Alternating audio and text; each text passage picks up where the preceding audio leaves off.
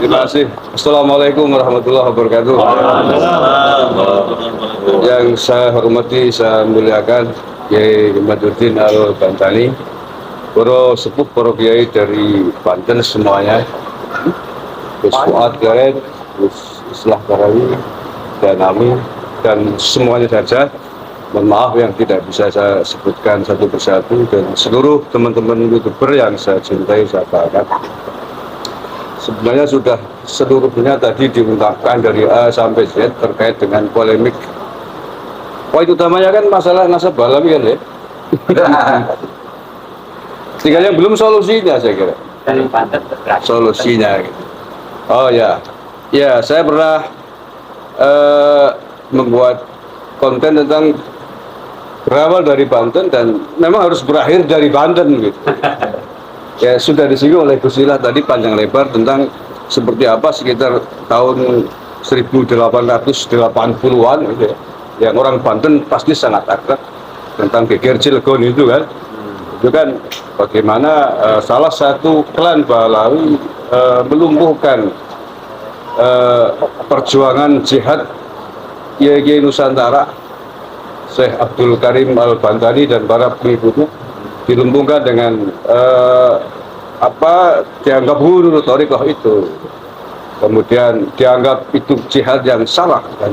Itu kan perlawanan nyata dari salah satu klan Balawi, Usman ya, berkong kali kong atau difasilitasi, disupport oleh penjajah Belanda, oleh Polisi. Nah, itulah saya kira awal mula dari mereka bikin gara-gara dengan Banten khususnya, yang oleh karena itu menurut saya harus diakhiri di Banten juga gitu. Dan nyata hemat dengan riset ilmiahnya itu, dan insya Allah akan kita support semua dari seluruh Nusantara ya. Amin. Kita support semua, dan alhamdulillah kita ya sudah sebulan terakhir mungkin kita berdarah-darah di alam maya gitu ya, di alam gaib dengan segala macam teror. Itu biasalah ya. Mungkin kalau saya sendiri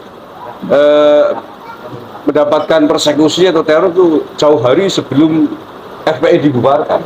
Kalau kayak teman-teman ini kan kemarin-kemarin tuh, sebelum FPI dibubarkan saya udah nantang perang dengan mereka.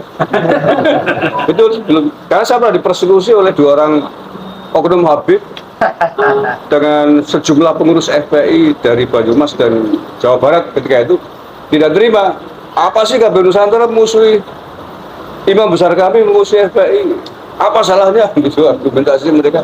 Saya bilang visi KB Nusantara dan teman-teman yang lain saya kira adalah menjaga bangsa dan negara, menjaga keutuhan NKRI. Siapapun yang melawan itu ya sejauh semampu yang kita bisa kita lawan. Lah FPI apa salahnya? Lah FPI kan mau bikin khilafah, saya bilang gitu.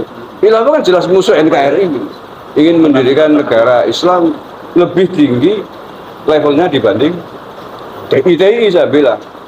Maka kalau sampai kemudian mewujudkan gerakan fisik seperti DITI itu, ya al-ngafubib gitu.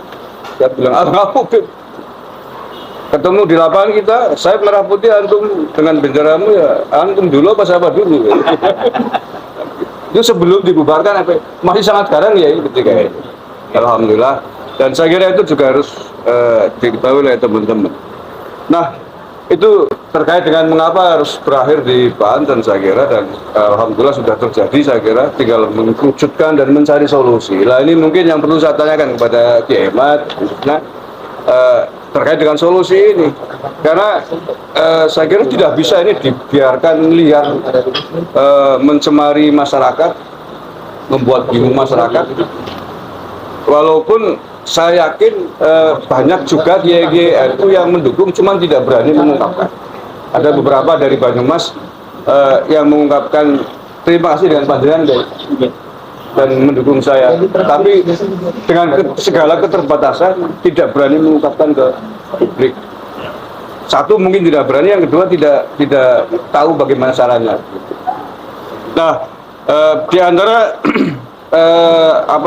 ide solusi yang pernah saya sampaikan di vlog saya kan bahwa Kiai Imad ini kan ketua RMI PWNU Banten ya. Betul ya. Nah, di NU itu kan punya lembaga yang namanya Lajnah Fasul Masail ya, LPM. Ya, saya lanjutkan ya. Ini cucu Kiai Wasid Jagat Cucu. Oh, Ketua Al-Khairiyah Banten. Ahlan wa sahlan. Monggo, Kiai. Nenek. Ketua Al-Khairiyah sekarang. Cucu santri. Cucu Kiai Wasid. Oke. Monggo dilanjut lebih sampai. Oke. Jadi saya lanjutkan sedikit lagi mungkin terkait dengan penyelesaian. Tadi saya sampaikan bahwa Kiai Imad kan ketua RMI PWNU. Nah, saya tidak tahu jalur apa yang akan dipakai, tetapi setidaknya ada beberapa alternatif kalau menurut pikiran saya. Di antaranya adalah lembaga Basul Masail yang dimiliki oleh NU. Karena beliau adalah tingkatnya wilayah, menurut saya sebenarnya PBNU bisa, Anggota pengurus pusat. ya PBNU bisa menyelesaikan ini sesungguhnya dengan menggelar Lajnah Fasul Masail oleh PBNU dalam kurung LBM dan RMI, mengundang tokoh-tokoh nasab di seluruh NU dan Robidah. Ini baru usulan Kiai Nun Sewu loh. Usulan pikiran saya, karena sejauh ini yang saya dengarkan di media sosial, termasuk statement dari Ketua Umum PBNU, saya belum lihat ke arah situ, Nun Sewu, belum lihat.